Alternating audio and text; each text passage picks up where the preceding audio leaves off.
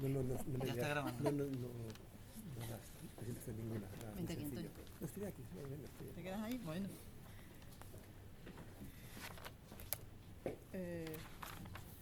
Muy bien. Bueno, pues siguiendo con las intervenciones, le corresponde ahora al catedrático de Derecho Constitucional de la Universidad de Cádiz, don Antonio Troncoso, que va a hablar nuevamente sobre la transferencia de competencias estatales en materia de acogida y para el que me han pedido que haga yo la presentación.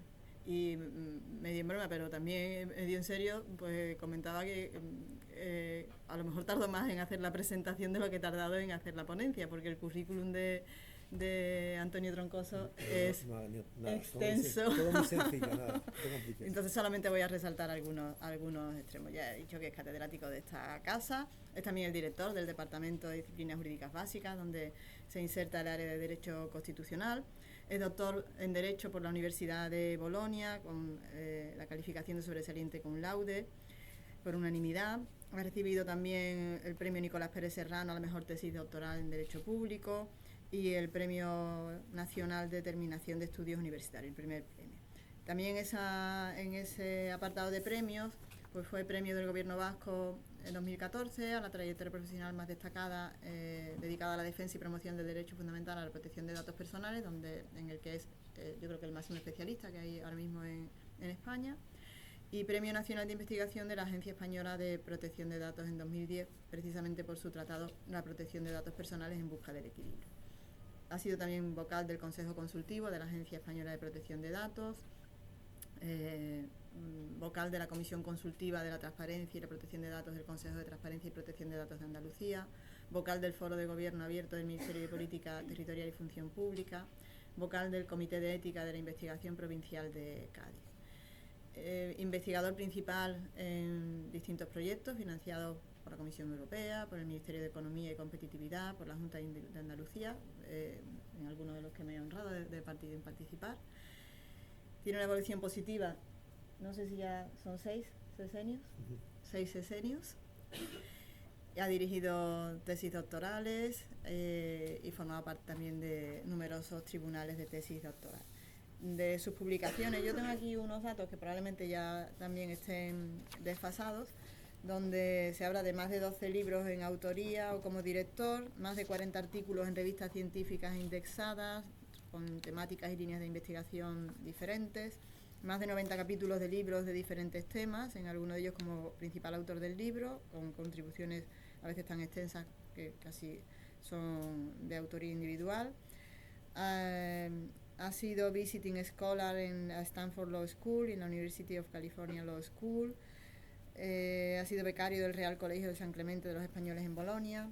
Es miembro del Comité de Expertos de la Facultad de Derecho de la Universidad Internacional de La Rioja, evaluador también para la acreditación de profesor universitario y concesión de ayudas. Director de la Agencia de Protección de Datos de la Comunidad de Madrid, también en un periodo, en los años 2000. Y bueno, director general de calidad de los servicios en la Comunidad de Madrid, en el gabinete técnico de la subsecretaría del Ministerio de Sanidad y Consumo, de ahí también que pueda hablarnos con bastante propiedad del tema que le va a ocupar su ponencia. Y pues ha impartido numerosas ponencias, más de 160 en congresos, conferencias fuera del ámbito universitario y cursos y seminarios en empresas privadas y organismos públicos. Y yo quiero añadir que además de todo eso, o quizás por encima de todo eso, es una persona muy mesurada, es una persona muy cercana y, como os he puesto de manifiesto, de una gran responsabilidad profesional, pero también personal. Y yo diría que también lo puedo considerar como un amigo. Muchas gracias, Antonio. Tiene la palabra. Muchas gracias. Buenos días a todas y a todos.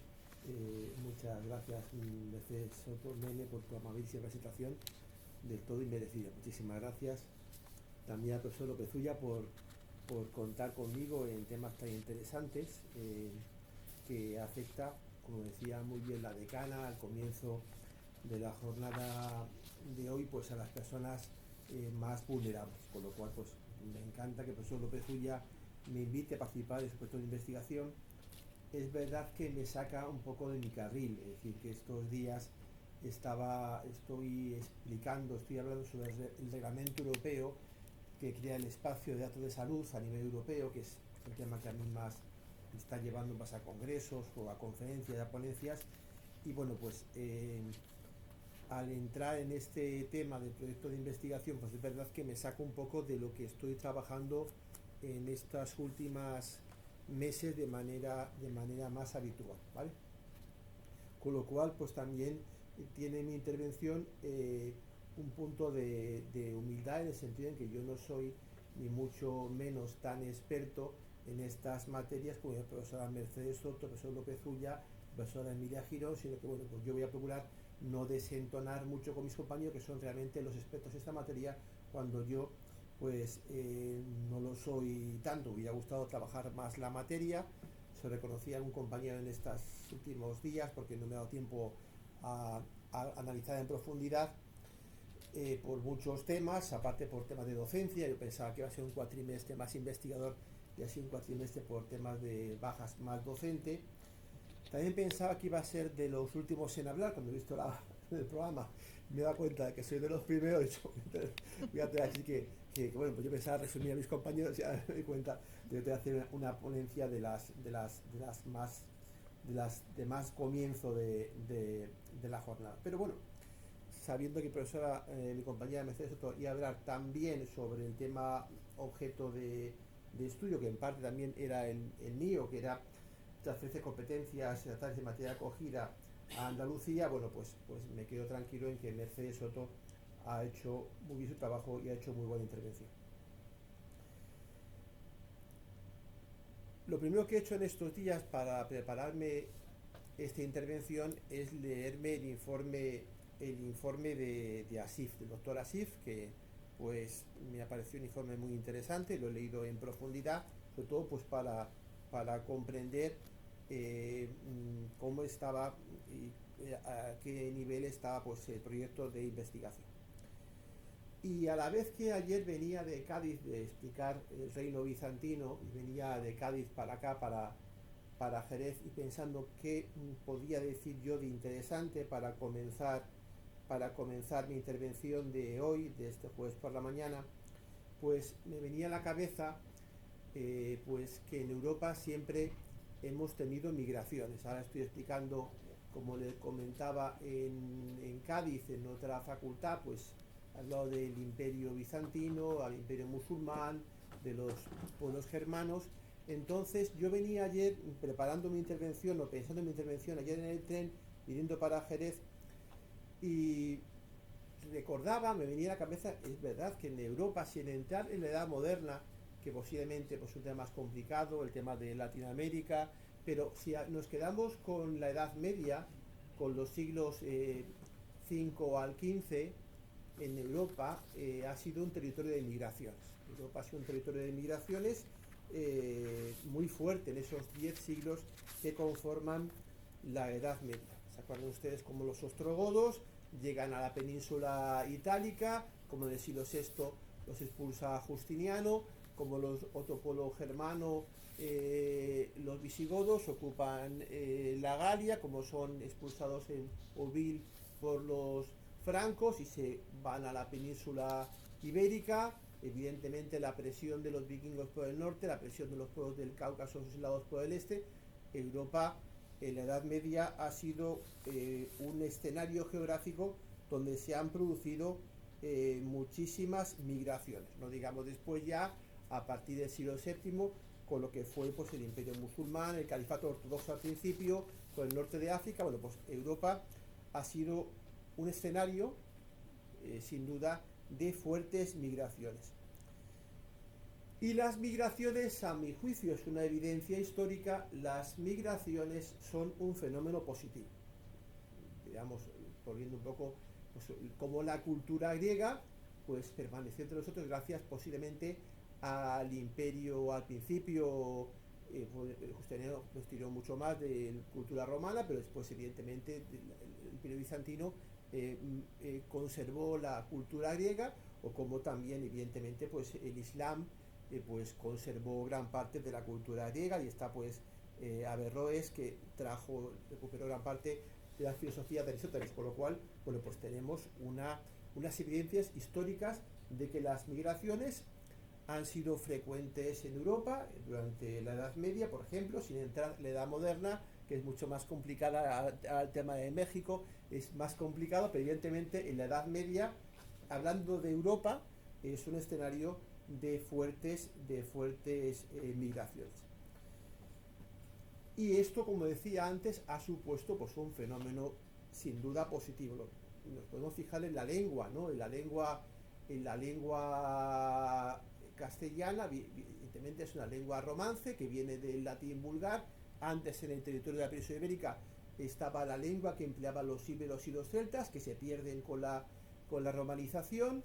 No sabemos el euskera, pero sobre esa latín vulgar, esas lenguas romances, que es lo que se llama el léxico patrimonial, tenemos un léxico adquirido, que son los préstamos léxicos, y como nuestro léxico se ha enriquecido, evidentemente, de los germanismos, como se ha enriquecido nuestro léxico de los arabismos, con lo cual, evidentemente, pues, las migraciones han sido un fenómeno pues, positivo, que se traduce, por ejemplo, los ejemplos que ponía del léxico. Dicho esto, bueno, pues si leemos el informe que leía en estos días, que empecé a leerlo antes de ayer, del doctor Asif, pues evidentemente pues el informe del doctor Asif es pues un choque con la realidad, ¿no? Es un informe, yo casi lo calificaría en gran medida, en la primera parte, como un informe denuncia, en la parte pues evidentemente pues de denuncia en el informe del doctor Asif, ¿no? Una denuncia que se encuentra, a mi juicio, pues razonada sobre todo en cuáles son las causas de las migraciones. Y el doctor hace referencia, bueno, pues como una de esas causas de las migraciones a la pobreza que viene de un expolio que se ha producido históricamente, recursos naturales que por ejemplo, pues en el caso de África es muy evidente. El doctor Asif en el informe, pues un estudio de esas riquezas que tiene el subsuelo por ejemplo, de África, también de América Latina, y cómo, bueno, pues que la actuación sospechosa que él así entiende del Banco Mundial, del Fondo Monetario Internacional, pues ha debilitado el poder de los gobiernos africanos, ha beneficiado a las empresas extranjeras, a las multinacionales, y ha impedido que estos gobiernos pues pudieran desarrollar políticas públicas para el crecimiento económico y social de esos países, con lo cual, pues evidentemente hay una parte también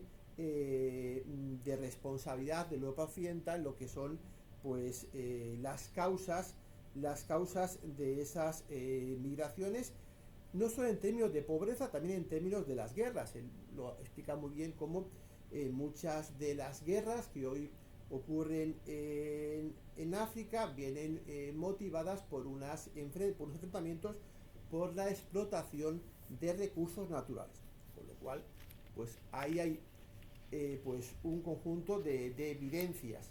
Es verdad que este proyecto de investigación pues no está centrado en las causas de los desplazamientos, está centrado en las consecuencias, en qué se puede hacer mejor en los sistemas de acogida, en este caso europeo nacional. Pero evidentemente yo no quería dejar de mencionar las causas, porque Europa Occidental ha sido en parte partícipe de las causas, evidentemente no en todos los supuestos, posiblemente no en el tema de Venezuela, posiblemente no en el tema de Ucrania, pero es verdad que Europa Occidental ha podido ser una de las causas de la pobreza que hoy ocurre en África, del motivo de los desplazamientos, y evidentemente pues tenemos que atender a las consecuencias, que es ese problema humanitario que se ha generado en esa parte del mundo. Como dice, también explicado muy bien mi compañera Mercedes Soto, pues hay que urge atender a las personas desplazadas, hay que atender a las personas que solicitan esa protección internacional, que piden el asilo. Y bueno, pues como ha explicado muy bien Mercedes Soto, pues hay que distinguir esos diferentes regímenes jurídicos cuando se trata de una persecución individual por motivos de raza, por motivos de religión, de nacionalidad, se merece el estatuto posiblemente de refugiado en virtud de la Convención de Ginebra, y cuando se trata de una situación de un conflicto interno, de una violencia generalizada, de violaciones masivas de derechos humanos, pues se acude más al modelo de la protección subsidiaria, que es lo que se encuentra en países como Siria, como Yemen o por ejemplo como el caso de Sudán. Ha explicado muy bien también Mercedes Soto, yo me voy a detener, cómo existen pues otras vías, como es distintas de lo que he definido antes, distintas de lo que es la protección internacional, que es bueno pues las razones humanitarias, que bueno pues que cuando esas personas tienen un riesgo significativo de daño grave a nivel personal, por motivos de salud, por lo que sea, bueno pues hay una razón humanitaria, como ha ocurrido por ejemplo con la atención que se presta a las personas que vienen de Venezuela, aparte del criterio de la Unión Europea de la afluencia masiva de personas desplazadas, como el caso de Ucrania. Con lo cual tenemos un régimen jurídico que ha explicado muy bien Mercedes Soto, que es una grandísima profesora y que es muy didáctica, muy pedagógica, mucho mejor que yo, los criterios legales y constitucionales que permiten pues atender a los desplazados.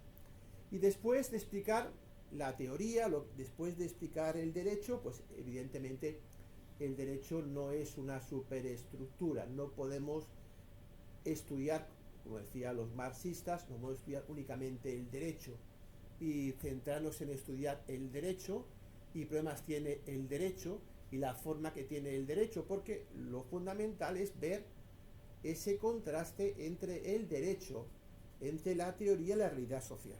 No podemos limitarnos a estudiar el derecho como una superestructura, sino que tenemos que estudiar pues la realidad social. Si estudiamos solo el derecho, muchos países africanos serían perfectas democracias. Evidentemente tenemos que estudiar la realidad social. Y la realidad social, pues también con el acierto que ha dirigido este proyecto el investigador principal López Ulla, pues el informe del doctor Asif, pues sí tiene mucho de realidad social. ¿Sí? Pues explica pues cuál es la realidad un poco de quien solicita pues la acogida, como se encuentra por ejemplo condiciones inadecuadas en el aeropuerto de Barajas, de las personas que piden esa protección internacional, el informe de la Fiscalía General del Estado, que ha mencionado el profesor López Ulla, el informe también del Defensor del Pueblo, y como decía muy bien también el doctor Asif en el informe, esa brecha profunda que existe entre normativa y aplicación efectiva. Existe una brecha profunda entre la normativa y su aplicación efectiva.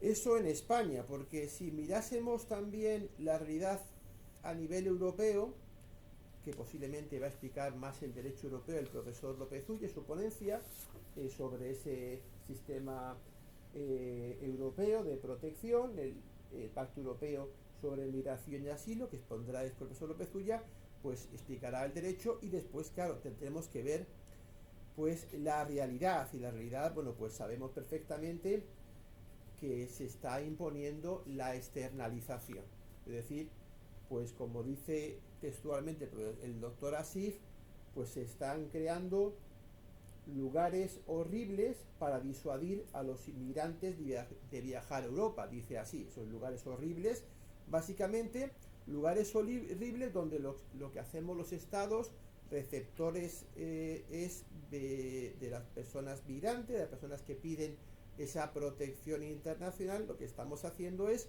pues externalizando a estos países, haciendo un traslado forzoso a estos países, bien sea Libia, bien sea Ruanda, también por ejemplo en el caso del Reino Unido, y esto evidentemente supone pues un test a nuestros discursos.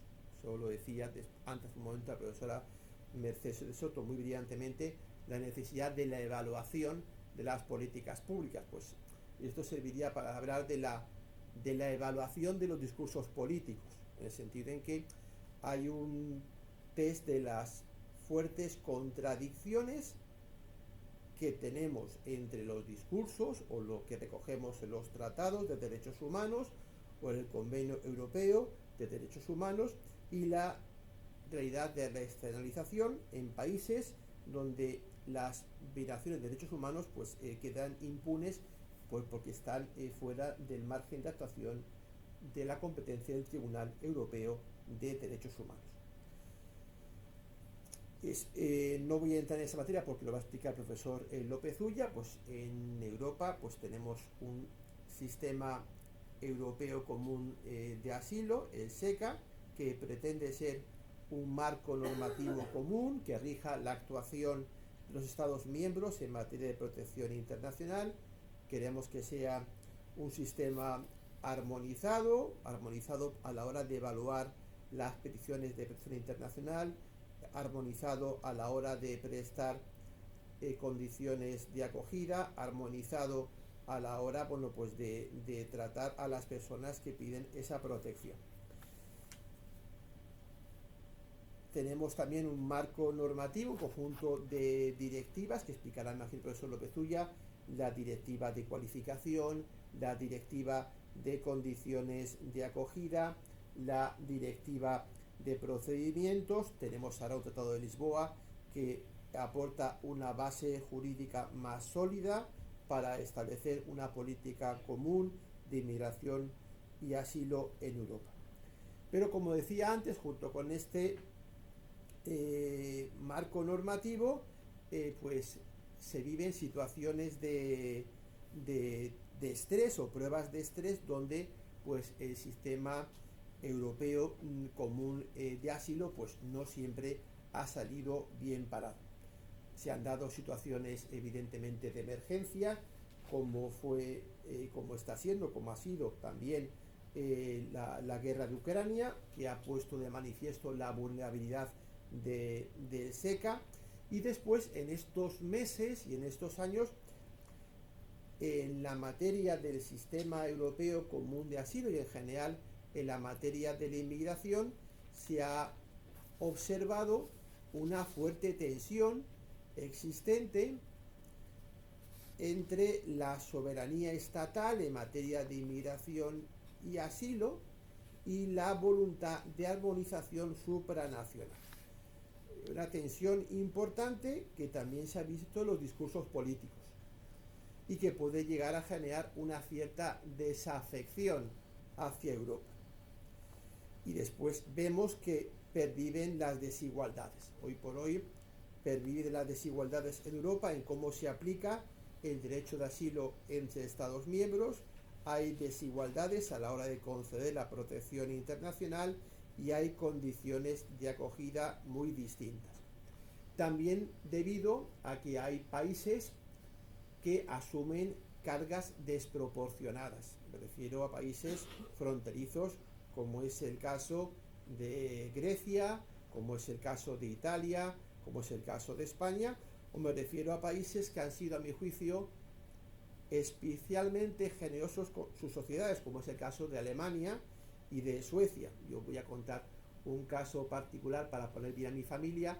Tengo a mi hermano que vive en Múnich y que tiene una familia de acogida de Ucrania en su casa, pues porque tiene los hijos mayores que han salido marchando, tiene una casa grande en Múnich y tiene junto a la familia de mi hermano, pues convive con la familia de Ucrania. Hay sociedades que han sido, como el caso de Alemania, un país muy generoso en este sentido, a mi juicio, gracias al liderazgo acertado de la canciller Merkel. Pero esas generosidades a veces también se pagan en temas de tensiones sociales y en surgimiento de partidos extremos que evidentemente pues ponen en tensión pues esos discursos políticos. Como va a explicar muy bien el profesor López Ulla, pues en Europa se quiere plantear pues hacer un nuevo comienzo, con este pacto sobre migración y asilo, que será de aplicación en julio del 2026 y que, bueno, pues que fue aprobado en el Parlamento Europeo con una estrecha mayoría. Manifestación también de que estamos en un tema bastante complicado también a nivel del Parlamento Europeo. Cuando analizaba el informe de Asif antes de ayer, que lo leía con interés, bueno, pues él aborda muy bien esos diferentes sistemas de acogida, modelos descentralizados, modelos centralizados, modelos mixtos. Él habla de esos tres modelos diferenciados de sistemas de acogida que se corresponden también con un modelo más o menos centralizado de cada uno de los países en materia de servicios sociales, en materia de sanidad, en materia de educación. Y bueno, en ese cuadro que lleva a cabo Asif, que a mí me ha parecido muy interesante, en las páginas 45 a la página 46, 47, pues sitúa 24 estados en un sistema centralizado de acogida, sitúa 2 estados, que es el caso de Austria y el caso de Italia, que los coloca en un sistema, digamos, parcialmente descentralizado o un sistema mixto. Y finalmente el informe de Asif contiene una referencia a Alemania como sistema descentralizado. Y entonces yo leí el informe de Asif de la referencia alemana, que básicamente son 40 palabras, que son un párrafo, y dije, uy, aquí tengo yo el tema del trabajo de investigación utilizando el derecho comparado no como objeto de conocimiento, sino como método. Voy a estudiar el caso español a la luz del modelo alemán, que Asif sitúa como claramente descentralizado. Y voy a hacer una matización al doctor Asif en relación con el modelo alemán, que nos puede servir también pues de experiencia a la hora de tener en cuenta a qué horizonte estamos dirigiéndonos, y si España, en el caso del proyecto de ley orgánica de Cataluña, está yendo más allá o no de lo que es el Estado, el modelo descentralizado del sistema alemán que recoge Asif en la página 47, y que no es tan descentralizado como aparece en ese párrafo de la página 47. Bueno, como ya pueden saber más o menos, pues el caso del asilo, en el caso de Alemania, a diferencia de lo que ha comentado el profesor López Ulla en el caso español, es un derecho fundamental. El asilo está recogido en el artículo 16, como se llama el Asylrecht, el derecho de asilo, es un derecho fundamental que está en la Constitución. Dice ese artículo 16, apartado 1 de la Constitución alemana, que los perseguidos políticos gozan del derecho de asilo. Los perseguidos políticos gozan del derecho de asilo. Con lo cual, un artículo que crea un derecho fundamental al asilo, un derecho fundamental que protege frente al Estado alemán, que puede ser invocado frente al Estado delante de los tribunales, y que evidentemente solo se aplica a los extranjeros. Es el único derecho fundamental que no se aplica a ciudadanos alemanes. Y dice la jurisprudencia del Tribunal Constitucional Federal Alemán sobre el derecho de asilo, que el derecho de asilo en Alemania se fundamenta en el derecho a la vida humana, a la integridad física, al derecho a la vida y a la dignidad humana. Vuelvo a recordar que la jurisprudencia del Tribunal Constitucional Federal Alemán fundamenta el derecho de asilo sobre la base del derecho a la vida que merece la vida humana y la dignidad humana. La misma jurisprudencia que existe en Alemania en materia de terminación del embarazo, que tuve la oportunidad de explicarles a los magistrados del Tribunal Constitucional de España cuando vinieron de visita a esta universidad. Intervención que no hice porque quisiera, intenté a ver si la hacía otro y no la podía, intenté que fuera otro compañero que lo hiciera, intenté evitar la ponencia, y después me dijeron a elegir dos temas. Uno es un tema de dominio terrestre marítimo, que no sabía yo lo que era, el tema del aborto, y elegí ese tema básicamente porque pues, fue el tema que me propuso el Tribunal Constitucional español, y por eso pues fue el tema que abordé. Y me sirve también para recordar en esta materia cuál es el fundamento en Alemania del derecho de asilo, que justifica muchas de las políticas públicas en materia de asilo que ha tenido, por ejemplo, la CDU en los gobiernos alemanes recientemente. Dice la Constitución alemana que el derecho de asilo pues protege a las personas que están políticamente perseguidas, violaciones graves por parte de estados por motivos de religión, por motivos de opinión que supongan una lesión de la dignidad humana. El artículo 16.2 de la Constitución alemana habla de la regla del seguro tercer estado, el tercer estado seguro, que dice claramente que no se puede invocar el derecho de asilo, bueno, pues cuando uno venga de un estado miembro de la Unión Europea o desde otro tercer estado seguro. Se entiende tercer estado seguro aquel estado pues que aplique la Convención de Ginebra o la aplique el Convenio Europeo de Derechos Humanos. El artículo 16.3 de la Constitución alemana explica qué estados de origen son seguros, y bueno, pues deja al legislador que defina el estado de origen seguro, que son estados donde no hay evidentemente persecución política ni penas o tratos inhumanos o degradantes.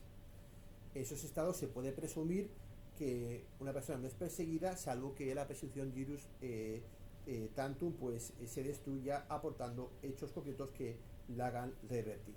Y la Constitución alemana atribuye al Bundesrat, al Senado alemán, le atribuye la aprobación por ley federal de la lista de terceros estados seguros.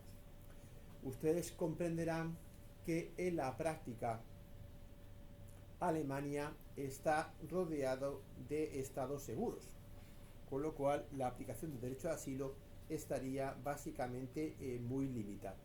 Pero hay dos artículos más, 16.4 y 16.5 de la Constitución alemana. El punto 4 hace referencia a la compatibilidad con acuerdos internacionales de la Unión Europea y dice claramente que la Constitución alemana no se opone a que Alemania participe en acuerdos internacionales que repartan la competencia para examinar solicitudes de asilo, que es el fundamento constitucional que permite el sistema de Dublín, y el artículo 16.5 que también remite al derecho de la Unión Europea y que permite pues que Alemania pues no tenga que tramitar pues todas las solicitudes de asilo aunque se encuentren físicamente en el territorio alemán. Eso en relación con el asilo. ¿Y qué dice la Constitución alemana sobre la protección subsidiaria? Pues la Constitución alemana no recoge, como la española evidentemente, la protección subsidiaria, sino que es una cuestión que se ha dejado pues que se desarrolle por la ley. No es esta materia, es la ley.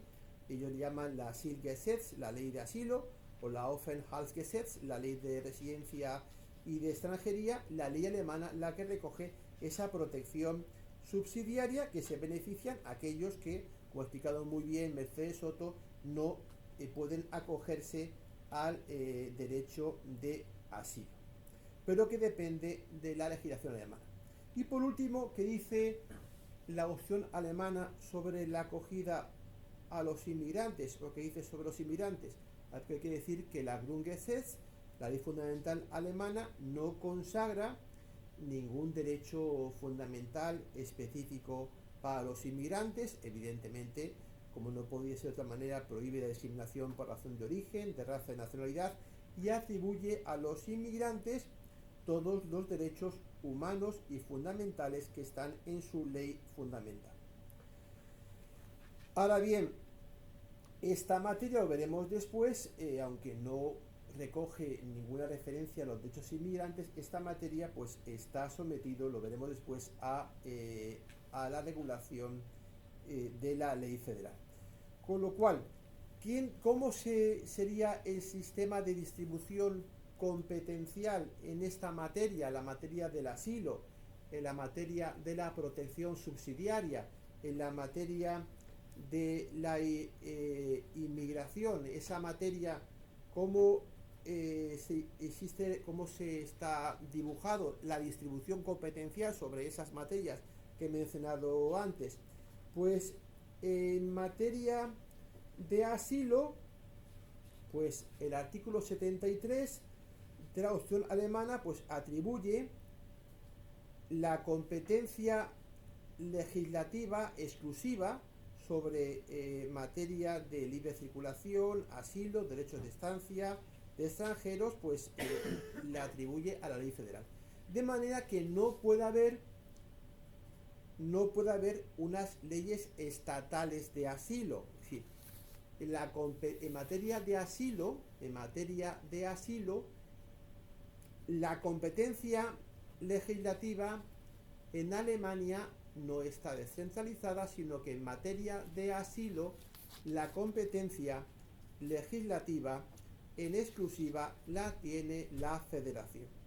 Y tampoco existe, como también pasa en España igualmente, no existe un reparto de atribuciones dentro de la función legislativa, sino que no le corresponde a la Federación la regulación de la legislación básica o las bases, sino que básicamente le corresponde en exclusiva a la Federación la legislación sobre asilo. ¿Y quién tiene la competencia ejecutiva en materia de asilo? ¿Quién tiene la competencia ejecutiva? Pues, aunque en el informe parece indicar que está descentralizada, en materia de asilo en Alemania, la competencia ejecutiva también la tiene la autoridad federal, la llamada Oficina Federal de Migración y Refugiados. Es la autoridad federal la que tiene la competencia ejecutiva en materia de asilo y por tanto es esta autoridad federal, la BAMF, es la autoridad que gestiona las peticiones de asilo, que gestiona las políticas de integración, que analiza la protección de los refugiados y que concede o deniega la solicitud de asilo y de protección internacional. Ya hemos explicado la distribución competencial en materia de asilo. En materia de protección subsidiaria nos encontramos lo mismo de antes. Decía antes que la protección subsidiaria no está en la Constitución alemana, sino que está en la ley, por tanto no es un derecho fundamental, no dispone de una garantía constitucional, no está blindada frente al legislador, sino que es la ley federal. Pues de nuevo también en materia de protección subsidiaria es la Federación la que tiene pues la competencia exclusiva en esta materia y también la competencia ejecutiva, correspondiéndole a los Länder lo que es, lo veremos ahora, pues la ejecución en materias de alojamiento y asistencia. Y en materia de inmigración, pues pasamos al mismo modelo de distribución competencial en materia de inmigración en virtud del artículo 73 de la ley fundamental, antes llamada ley fundamental de Bonn. En materia de inmigración, la Federación Alemana tiene la competencia legislativa exclusiva sobre libertad de circulación, derechos de estancia y establecimiento de extranjeros, extradición, inmigración y emigración, cooperación judicial penal internacional.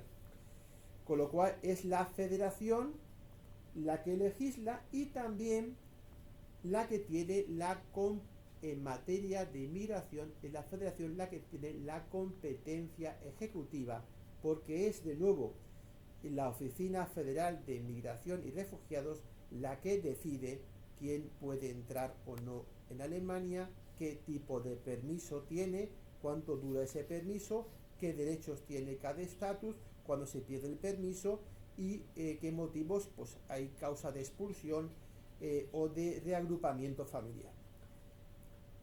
Entonces, ¿qué le corresponde a los estados? ¿Qué le corresponde a los Länder? Pues básicamente le corresponde a los Länder, dentro de ese modelo descentralizado, lo que es un poco la acogida material. Dice el artículo 83 de la Ley Fundamental de Bonn que los Länder ejecutan las leyes federales como asunto propio, de manera que son los Länder los que organizan los centros, los que ejecutan los servicios básicos, y son los Länder los que deciden dónde se alojan los inmigrantes, en qué centros se alojan, cómo se organizan las plazas y qué servicios se atienden. Teniendo en Alemania mucho espacio competencial en esta materia los municipios. Me ha gustado mucho la pregunta que antes ha hecho Michel, porque es verdad que en Alemania son los municipios, evidentemente los que empadronan, pero son los municipios los que escolarizan y los que prestan la asistencia económica básica bajo el control del Land, con lo cual hay mucho espacio en materia de inmigración para el ámbito de la autonomía municipal.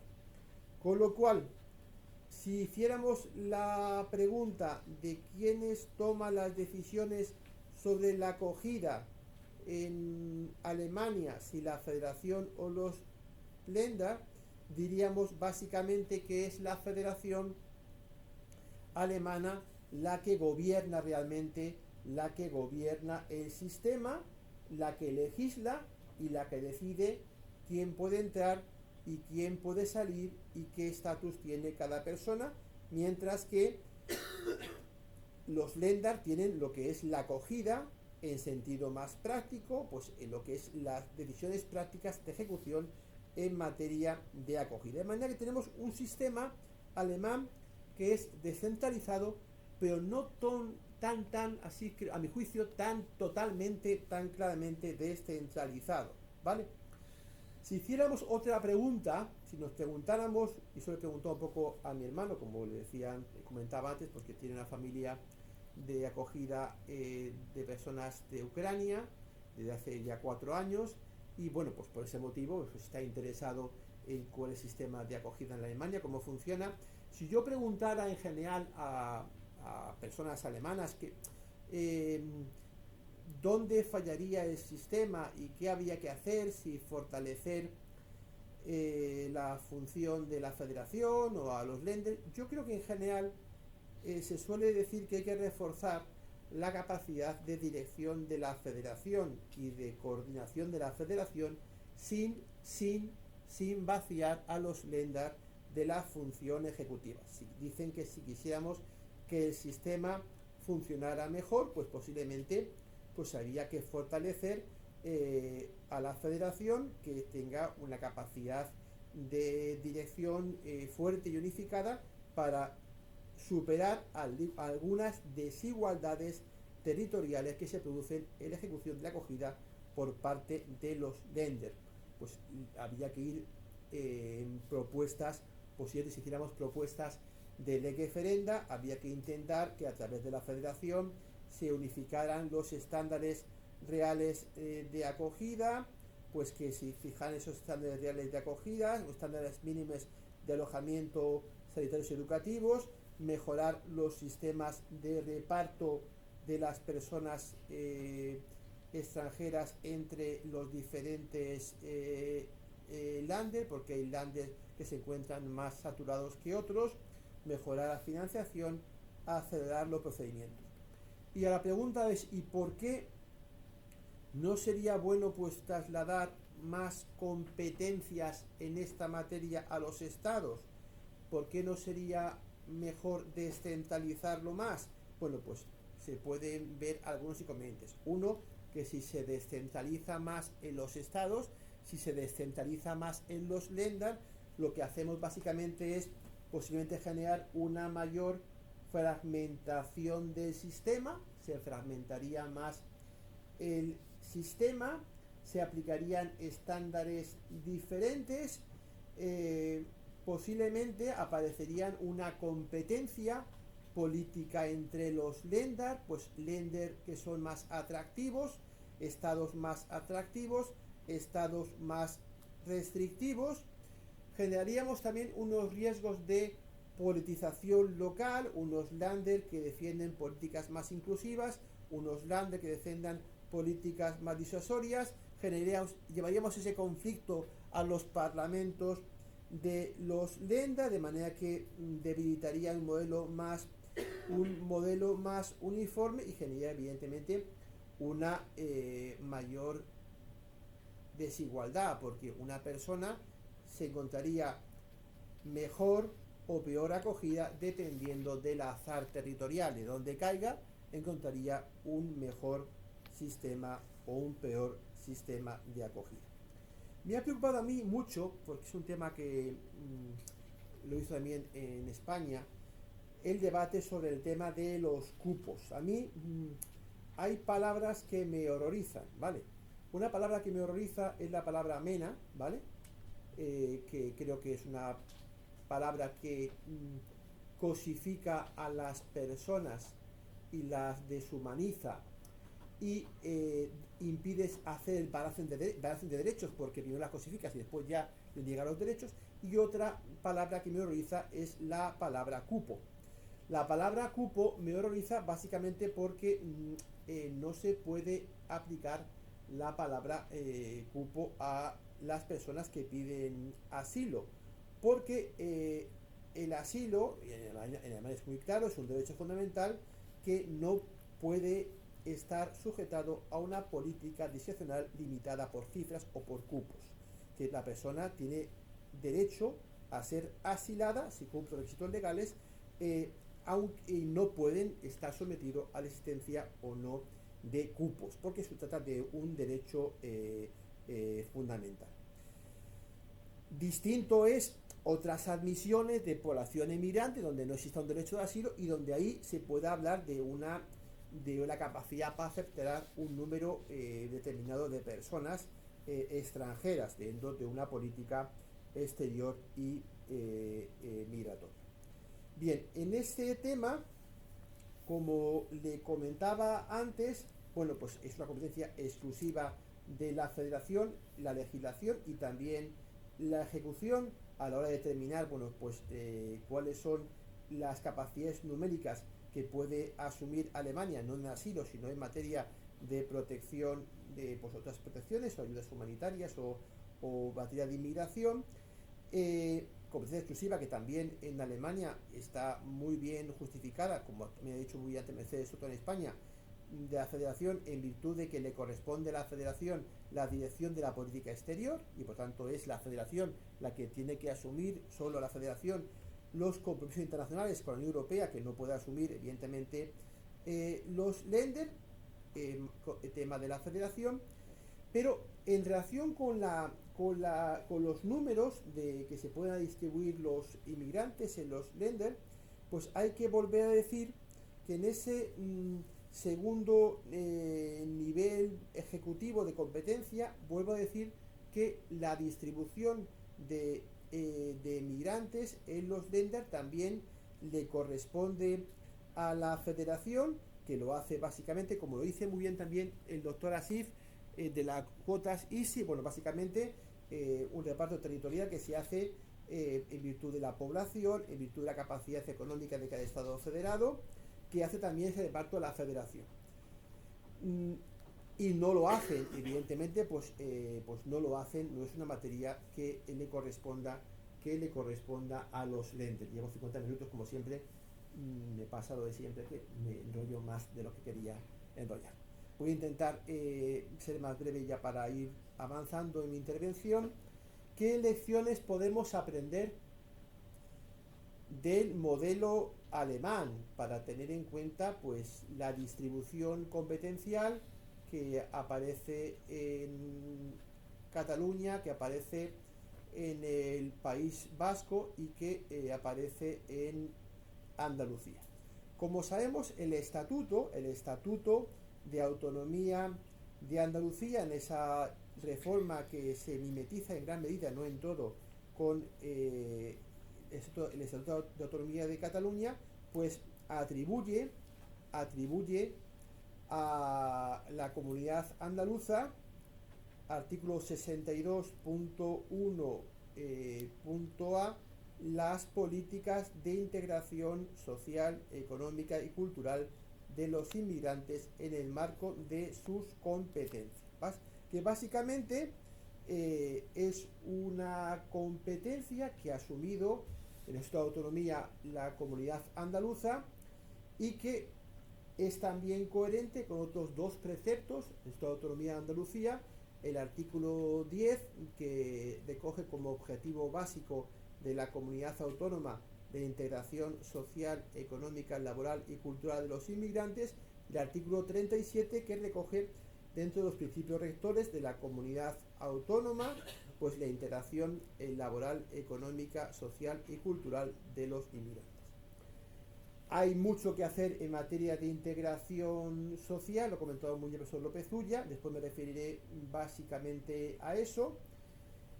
Es la competencia que tiene asumida en la actualidad la comunidad autónoma de Andalucía, junto también con la competencia ejecutiva en materia de autorizaciones de trabajo de los extranjeros cuya relación laboral se desarrolle en Andalucía, en necesaria coordinación con la competencia estatal en materia de entrada y residencia, junto con la competencia de la comunidad autónoma. Participará, como saben, en decisiones de especial trascendencia en lo que hace referencia al contingente de trabajadores extranjeros en Andalucía. Competencias estas últimas que han sido, como ya saben ustedes, reproducidas del artículo 138 de la Estatuto de Cataluña y que tienen que ser interpretadas a partir de la sentencia interpretativa del Tribunal Constitucional, la sentencia del número 31, ¿no? 32, ¿no? Bien. Lo que no recoge el Estado de Autonomía de Andalucía, y sí recoge el Estado de Cataluña, lo que no recoge es la competencia en materia de primera acogida. Es esa reflexión que sí se recoge en Cataluña, la competencia exclusiva en materia de primera acogida de personas inmigradas, lo que incluye atenciones sociosanitarias y de orientación. Bueno, esta es la competencia que nos diferencia con Cataluña, que es la primera acogida, que es lo que ha explicado muy bien Mercedes Soto, lo que se incluye en la estrategia andaluza para la inmigración 21-25, donde parece que quiere preparar a la comunidad andaluza en este futuro escenario de asunción por parte de Andalucía, al igual que lo tiene Cataluña en el Estatuto de Autonomía de Cataluña, las competencias en materia de primera acogida.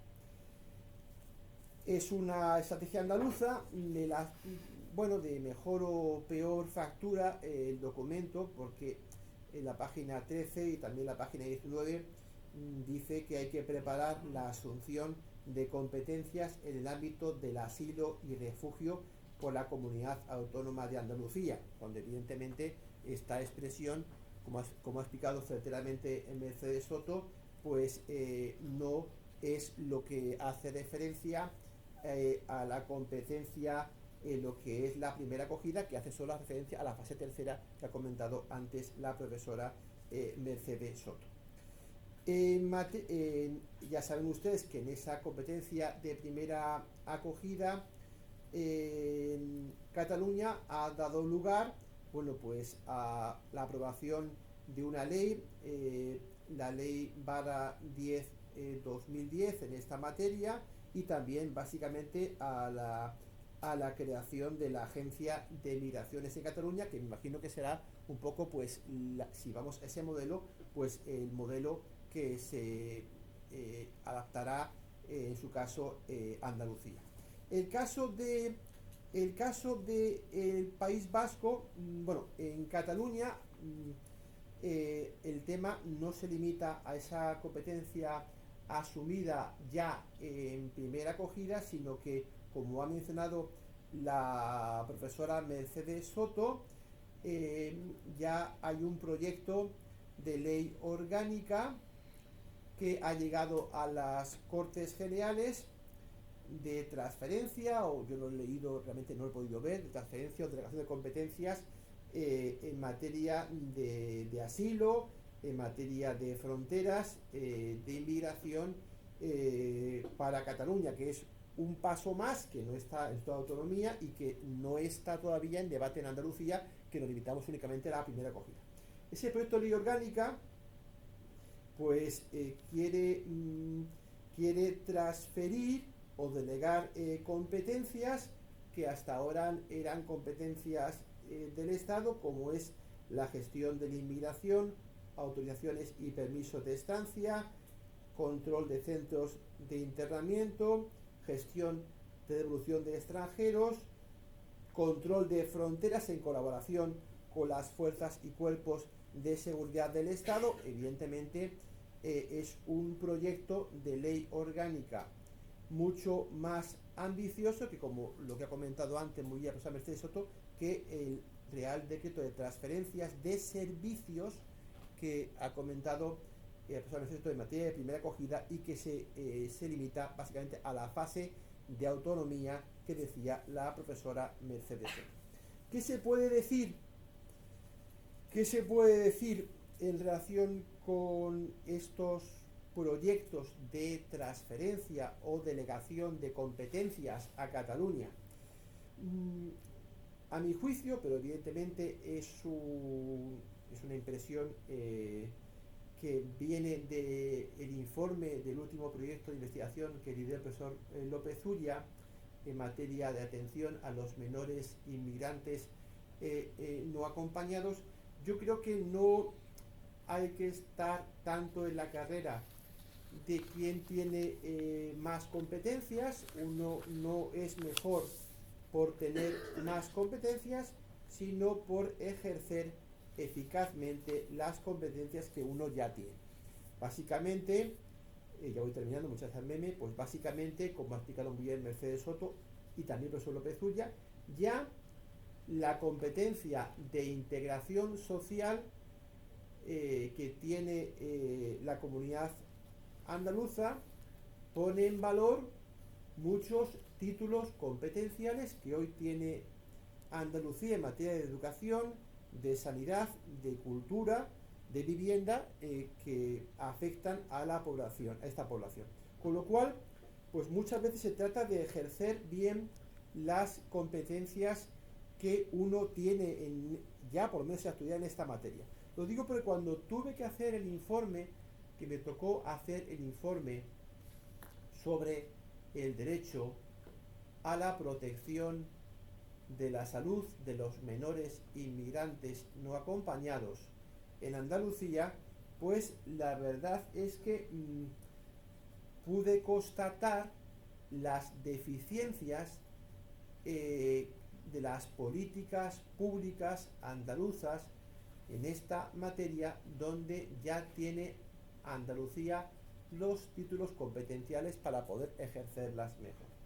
Y evidentemente comentábamos cómo los menores inmigrantes no acompañados en Andalucía pues no tenían una atención sanitaria suficiente, que no podía ser en las mismas condiciones que otros menores porque no se encuentran en la misma situación. No es igual, no es suficiente la igualdad ante la ley, porque no está en las mismas condiciones un menor extranjero no acompañado que un menor extranjero irregular acompañado, que un menor extranjero regular o que un menor español, con lo cual no bastan la igualdad ante la ley porque no se encuentran esos menores en la misma situación de partida.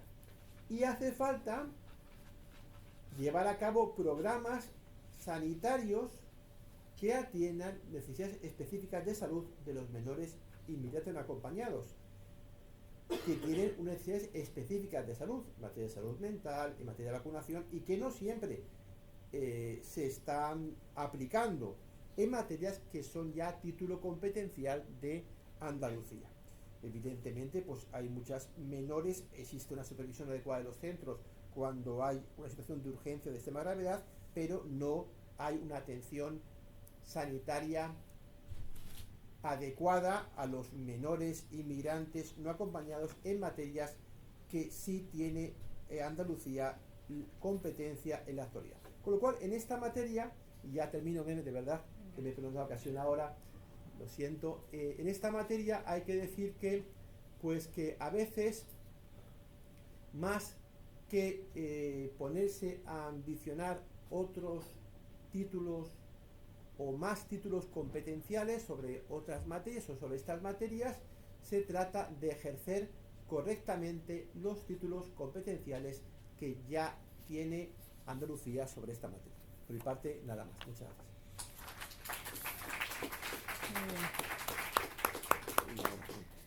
Muchas gracias.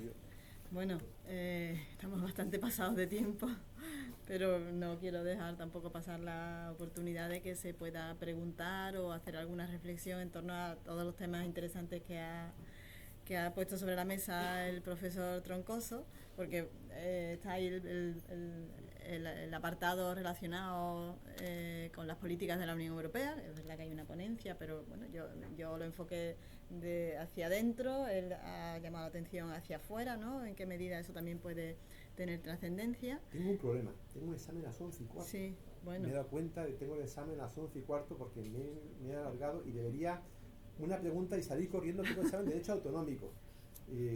La verdad es que si hay una pregunta la respondo, y si yo no tengo preguntas. Y si no, voy al examen y bajo después. No me importaría bajar después. Tengo el examen de 11:15 a 12:15. Muy bien. Voy al examen, eso es sagrado. Voy al examen y después y luego te incorporas al debate. Perfecto. De acuerdo, perdonadme que es que me he extendido más del tiempo. El entusiasmo. Hacemos la pausa. Sí. Y hasta las 12 en punto. Muy bien. Bueno, pues el organizador me indica que vamos a hacer ahora la pausa que estaba prevista y a las 12 en punto se retoman las conferencias. Muchas gracias. Yo no sé, pensé que a lo mejor te estaba ayudando. Que a lo mejor te estaba ayudando alguien. No, estoy yo solo.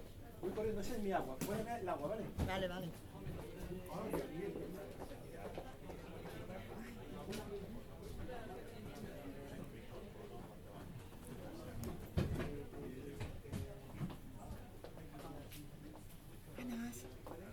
¿Qué tal con la emoción? Yo te iba... Sí, otra vez. ¿Qué te pasa? Son mis palabras, que yo me enrollo. Mío. Que voy a parar un momentito esto. Perdona.